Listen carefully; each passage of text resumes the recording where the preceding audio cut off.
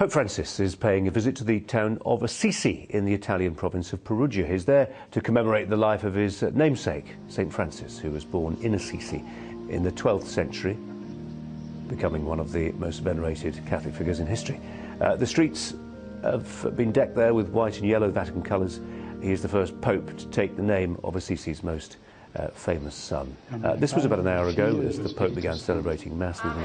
To think about what's happening to this papacy, Madeleine Tehan, who's Associate Editor of the Catholic Herald. A radical pontiff, this Madeleine. Yes, very much so, and I think it was interesting listening to his homily at Mass outside the Basilica today.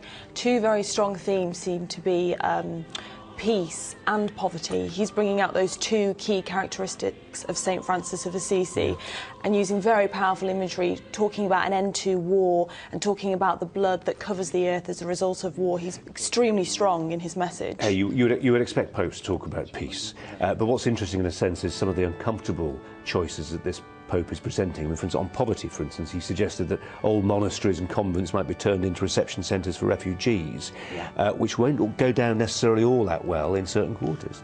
No, it won't. And also, he referred earlier to, you know, worldliness being a cancer which the Church has to reject. Those are very radical, strong messages again. And he wants us to make uncomfortable decisions. I think that's the thing. He wants to make life quite difficult for Catholics in a sense, because he's saying you've got a clear choice. You've got to think about the decisions you're making. You've got to think about the ethics. You've got to think about, are you turning away from the poor man in the street? You know, he's extremely challenging in that sense, and perhaps more so than any pope before him. Yeah. And how long will he be wearing the tin cross and living in a simple dormitory and all that stuff? I don't think that will ever change. And I think also people forget that the reason he does live in that dormitory is that he likes community. He likes to be with other people. He said it's actually bad for his mental health to be on his own.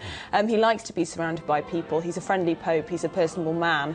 And I think that will continue. And also be interesting to see if other popes follow his example. I think he's set a precedent now where it might be very difficult almost for a pope then to take up the papal apartments and the fancy cars and all the other things which Pope Francis has rejected. I think he's sending out a clear signal for the future of the Church, and I think it's very significant that he's just come from a 3-day summit with the Council of Cardinals, which he created, and that was all about rebuilding the Church as St. Francis of Assisi tried to do himself. And one other thing this Pope has said we should all do less of is gossip. How's that gone down in the newsroom at the Catholic Herald? Well, it's been a challenge, but we strive to not gossip and to follow what Pope Francis says on that. If you want to hear some gossip, you just stay in this newsroom, Madeleine. Thanks very much indeed. Madeleine Tehan from the Catholic Herald.